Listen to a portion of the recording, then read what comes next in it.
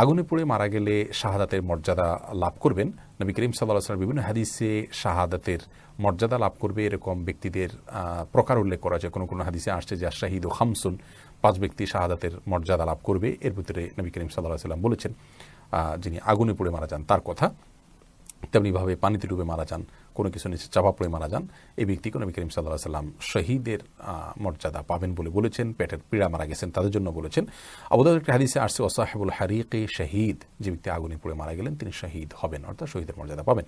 তবে এই শহীদ আল্লাহর রাস্তায় নিজের জীবন বিলিয়ে যিনি শহীদ হয়েছেন আল্লাহর দ্বীনকে বুলন্দ করবার জন্য, তার সমপর্যায়ের শহীদ হবেন না। তিনি হবেন শহীদে হাকিকি বা প্রকৃত অর্থে এবং সার্বিক বিচারে শহীদ।